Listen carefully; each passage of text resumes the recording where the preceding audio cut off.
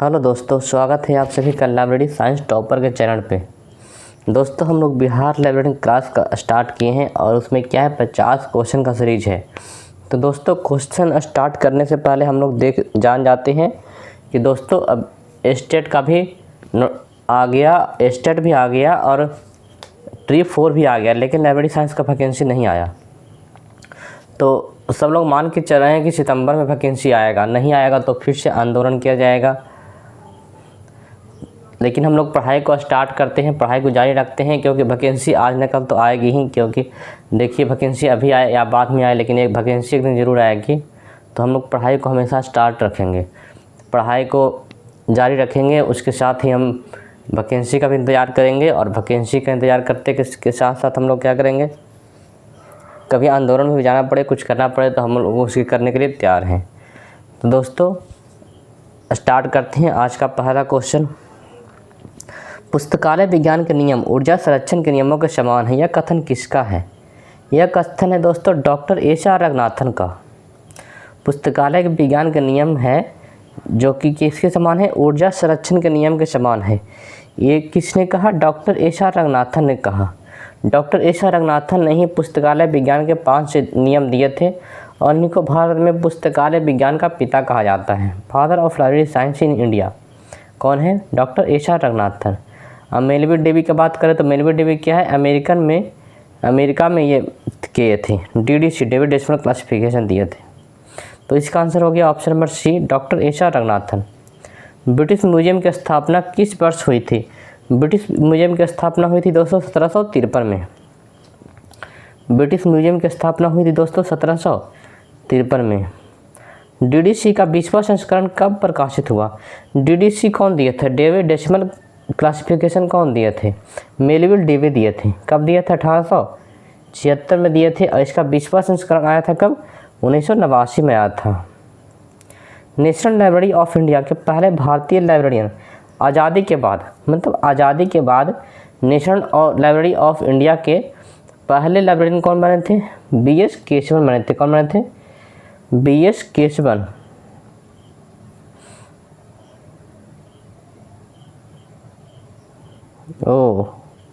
B.S. Keshavan. Option number B दुदुग आ गया, लेकिन हम लोग देखेंगे ये ऊपर वाला ऑप्शन 20 का आंसर है B.S. केशवन।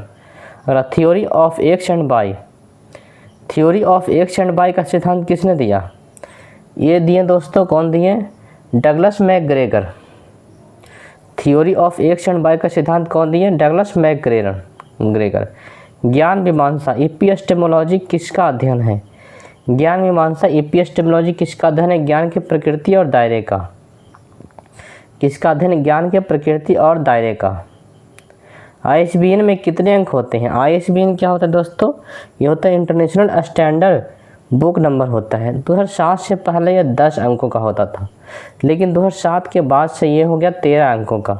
इसमें 3 अंक जुड़ गया। क्या जुड़ गया? यूरोपियन आर्टिकल नंबर इसमें जुड़ गया। क्या जुड़ा? EAN, European article number. Library association UK का IIS मतलब institute of information science, IIS में विलय हुआ। कब हुआ? इसका नया नाम क्या है? तो लाइब्रेरी एसोसिएशन UK का IIS में विलय हुआ था 2002 में। कब हुआ था? 2002 में हुआ था। इसका नया नाम पड़ गया slip, chartered institute of library and information professionals. इसका सिलिप की स्थापना कब हुआ? 2002 में हुआ था। और लाइब्रेरी एसोसिएशन UK मतलब इंग्लैंड का जो लाइब्रेरी एसोसिएशन है उसका IIS के साथ क्या हो गया था? विलय हो गया था। डिक्शनरी कैटलॉग में प्रविष्टियाँ मतलब एंट्री, प्रविष्टियाँ मतलब क्या होता है? एंट्री किस प्रकार व्यवस्थित होती है? लेखक शीर्षक सभी एक वर्णनात्मक क्रम में। किसकी में? लेखक शीर्षक और सभी एक वर्णनात्मक क्रम में होती है। कॉपीराइट का क्या अर्थ होता है? कॉपीराइट का अर्थ होता है साहित्यिक और कलात्मक कार्यों के रचनाकारों को दिए गए विशेष अधिकार। कॉपीराइट क्या होता है दोस्तों? मतलब किसी का अगर आप कुछ लिखे हैं, कुछ बनाए हैं, तो उसके साहित्यिक कलात्मक कार्यों के रचनाकार कुछ रचना किए हैं, तो उसके लिए आपको एक विशेष अधिकार दिया जाएगा ताकि आपका कुछ चोरी करके उसका कॉपी न करे। अगला, पाठक का समय बचाओ। पाठक का समय बचाओ क्या है दोस्तों? यह चतुर्थ सूत्र क्या है? चतुर्थ सूत्र है लाइब्रेरी साइंस का। चौथा नियम है कि पाठक का समय बचाइए। दोस्तों आज का न्यूज़ देख करके, जो कल ही न्यूज़ आ गया था, ये वीडियो आप लोग के पास कल जाएगा, तो हम ये न्यूज़ 2 दिन पहले का न्यूज़ हम बोलते हैं कि 2 दिन पहले का न्यूज़ आ गया है कि ट्रिप 4 भी आ गया और अरेस्टेड भी आ गया, लेकिन लाइब्रेरी साइंस का कोई भी न्यूज़ नहीं आया। हम लोग इंतज़ार करते हैं, सब लोग देखिए यूट्यूब पर बहुत सारे टीचर लोग का हम देखें, बहुत सारे टीचर लोग क्या कह रहे हैं कि सितंबर में आएगा। बहुत सारा न्यूज़ में आ रहा है कि सितंबर में ही वैकेंसी आएगा, लेकिन सरकार के नज़र में भी है वैकेंसी है, अगर आना रहेगा तो सितंबर में ही आएगा। अगर सितंबर में नहीं आएगा तो अक्टूबर में तो फेस्टिवल है बहुत सारा, तो काम हो नहीं पाएगा, और अक्टूबर के बाद नवंबर में इलेक्शन आएगा, तो फिर हम मान के चलेंगे कि वैकेंसी बहुत लेट हो सकती है। अगर सितंबर में ही आएगा तो आएगा, नहीं आएगा तो फिर बहुत देर हो जाएगी, लेकिन एक दिन ज़रूर आएगा। 1 साल बाद आए, 2 साल बाद आए, हम लोग तैयारी स्टार्ट रखेंगे, अपना पढ़ाई जारी रखेंगे, और अदर चीज़ का भी आप तैयारी कीजिए, उसके साथ लाइब्रेरी का भी तैयारी कीजिए, लेकिन अभी के लिए लाइब्रेरी का ही तैयारी कीजिए। अगर वैकेंसी मान लीजिए कि वैकेंसी बहुत लेट होता है तो आप लाइब्रेरी के साथ साथ अदर चीज़ का भी थोड़ा थोड़ा तैयारी कर सकते हैं, लेकिन जब तक वैकेंसी आएगी आपका तैयारी पूरा रहना चाहिए उसमें, क्योंकि अगर आप लगातार पढ़ते हैं तो आप सबसे आगे रहेंगे। अगर कोई भी बच्चा ये है कि वैकेंसी आने के बाद पढ़ रहा है और आप पहले से पढ़ रहे हैं, तो सब उस आगे आप रहेंगे। सीसी का कौन सा संस्करण पूरी तरह से मुक्त पक्षानुक्रम फ्रीली प्रेसेटेड पर आधारित है? मुक्त पक्षानुक्रम पर आधारित है। सीसी मतलब कोरोना क्लासिफिकेशन का कौन सा संस्करण है जो फ्रीली प्रेसेटेड है? तो 6ठा संस्करण। कौन है दोस्तों?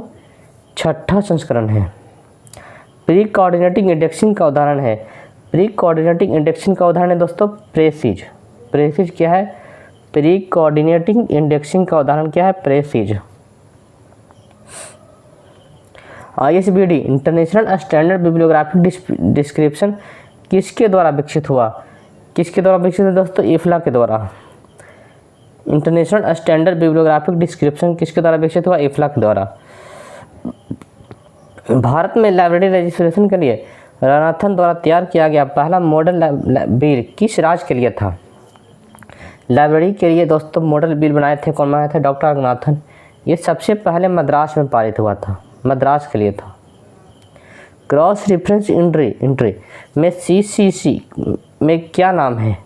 क्रॉस रेफरेंस एंट्री का CCC क्लासिफाइड कैटलॉग कोड में क्या नाम है दोस्तों? वर्ग निर्देश प्रविष्टि नाम है, मतलब क्लास इंडेक्स एंट्री। इसका मतलब क्या हो गया? Class index entry. AGRIS international system for agriculture science and technology किसके द्वारा प्रबंधित किया जाता है? तो इसका आंसर क्या हो जाता है? FAO। एग्रीस है agriculture international system for agriculture science and technology किसके द्वारा प्रबंधित किया जाता है दोस्तों? तो FAO के द्वारा, खाद्य और कृषि संगठन के द्वारा। DDC के 21वें संस्करण के संपादक कौन थे? DDC मतलब डेविड डेसिमल क्लासिफिकेशन है, उसके 21वें संस्करण के संस्थापक कौन थे दोस्तों? John S Mitchell. क्या थे? कौन थे? John S Mitchell. Colon classification में कॉमन आइसोलेट्स को कितने भागों में बांटा जाता है?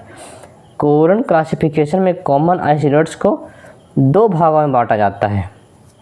कितने भागों में बांटा जाता है दोस्तों? 2 भागों में बांटा जाता है, ACI और PCI।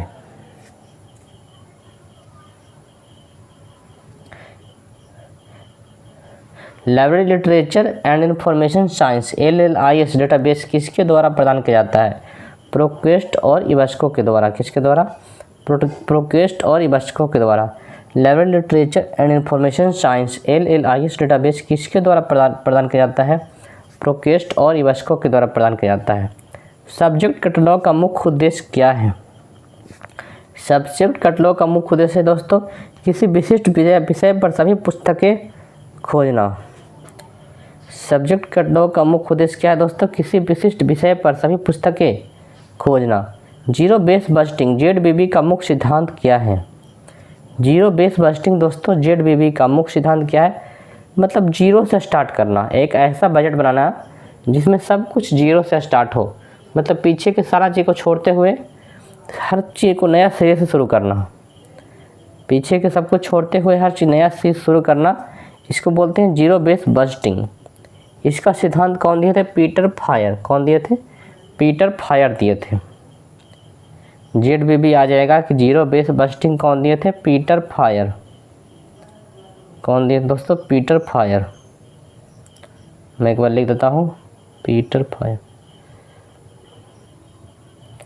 जीरो बेस बजट एक लाइब्रेरी में होता है। लाइब्रेरी में बहुत तरह का बजट है, उसमें एक जीरो बेस बजट भी है। उसका जीरो बेस बजट का स्टार्ट कौन किए थे? Peter fire. दोस्तों जब तक नोटिफिकेशन नहीं आता, आपके लिए मैं 50 क्वेश्चन का सीरीज लेके आता रहूँगा। अगर नोटिफिकेशन आ गया तो आपके लिए ये 100 क्वेश्चन लेके आऊँगा, या फिर कभी कभी 500 क्वेश्चन का सीरीज भी लेके आऊँगा।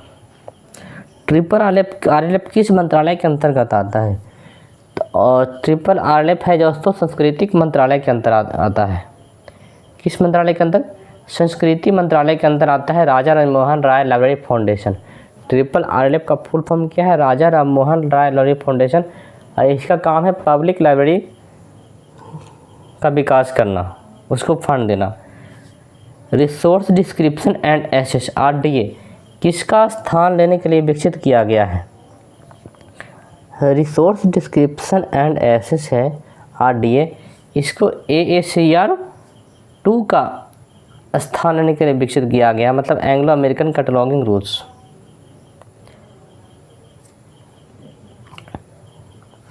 भारत में पुस्तकालय विज्ञान में पहला PhD किसे मिला?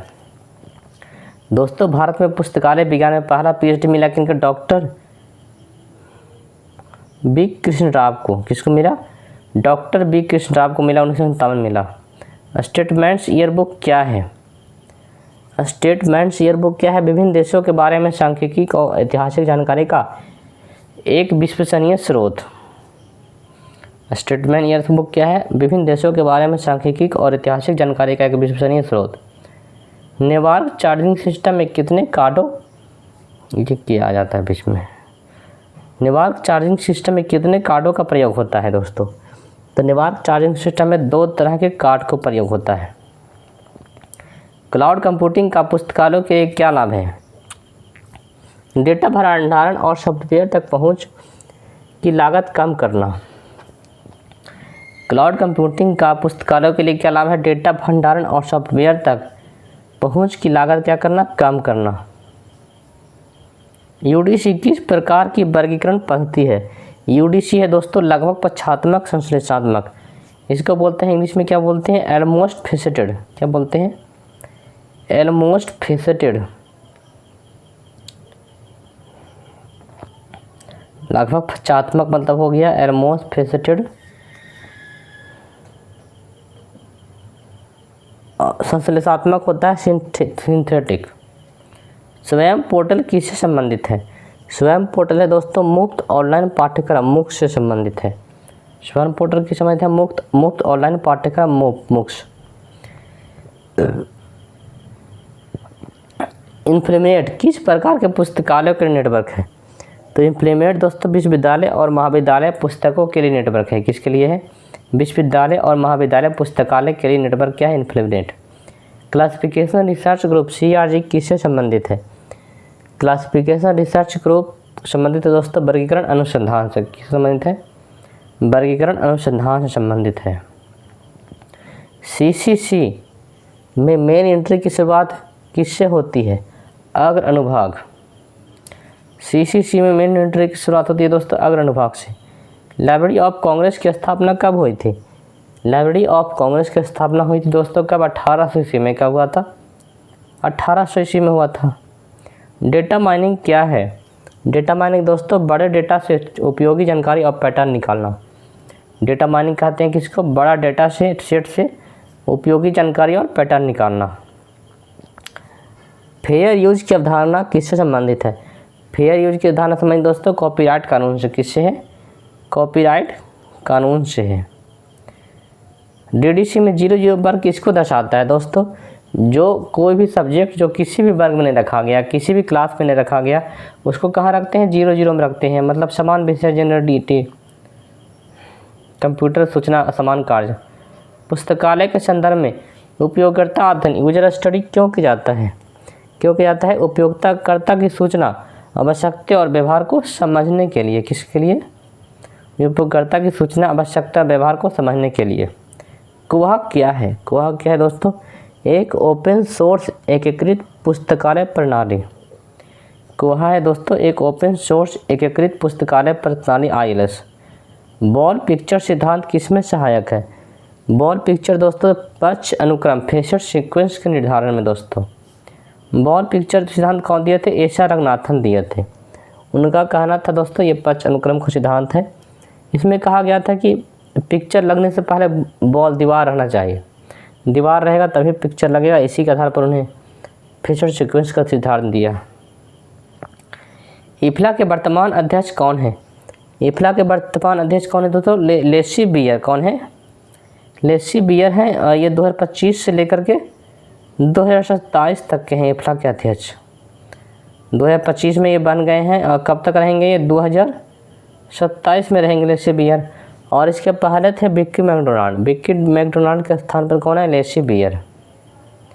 फैक्ट बुक जैसे कि CIA वर्ल्ड फैक्ट बुक किस प्रकार की जानकारी प्रदान करते हैं? ये देशों के बारे में संक्षिप्त तथ्यात्मक जानकारी प्रदान करते हैं। UGC की model curriculum and library and information science समिति के 2001 में अध्यक्ष कौन थे? प्रोफेसर CR करिसिदप्पा थे। कौन थे? Professor CR Karisiddappa. Cumulative book index CBI का प्रकाशक कौन है? कौन है? SW Wilson. Cumulative book index का प्रकाशक कौन है? SW विल्सन है।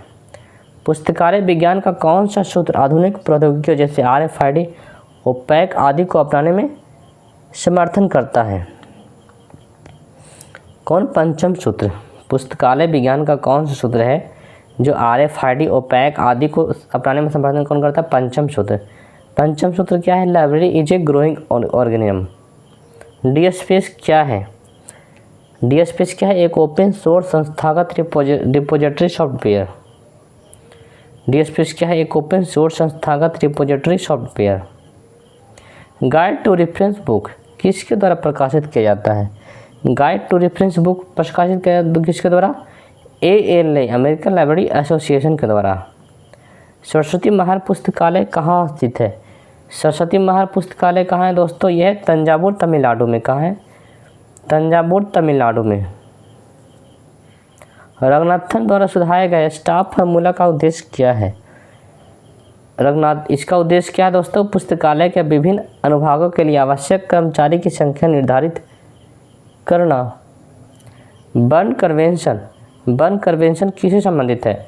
ये साहित्यिक और कलात्मक कार्यों के संरक्षण कॉपीराइट से संबंधित क्या है? Burn convention. और बर्न कन्वेंशन कब आया था? कब हुआ था? 1886 में। कब हुआ था? 1886 में हुआ था। और ये कहाँ हुआ था? बर्न कहाँ है? स्विट्जरलैंड में है। दोस्तों आज का क्लास ख़त्म हुआ और हम आगे भी आपके लिए 50 क्वेश्चन का सीरीज लेते आएंगे। और हम आशा करते हैं हम लोग की सितंबर तक वैकेंसी आएगा। अगर वैकेंसी नहीं आएगा तो जैसे कि सारे टीचर लोग बोल रहे हैं और सब बोल रहे हैं आंदोलन होगा, तो हम लोग आंदोलन में भाग लेंगे और अपने लिए लड़ाई करेंगे, अपने लिए हिस्से के लिए मांग करेंगे।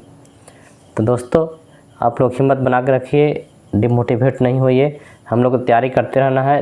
वैकेंसी एक दिन ज़रूर आएगी। जब वैकेंसी आएगी तो और भी ज़्यादा क्वेश्चन करेंगे। वैकेंसी नहीं आए तो 50 क्वेश्चन ही पढ़ लेते हैं, लेकिन हम लोग पढ़ाई करते रहेंगे। 50 क्वेश्चन देखने में आपको मात्र 20 मिनट लगता है दोस्तों। 20 मिनट से भी कम में वीडियो में देता हूँ आपको 50 क्वेश्चन का। तो आप क्लास देखते रहें और भरोसा रखें, विश्वास रखें कि एक दिन वैकेंसी आएगा। दोस्तों हम लोग अगले सेशन में फिर मिलेंगे। Bye bye.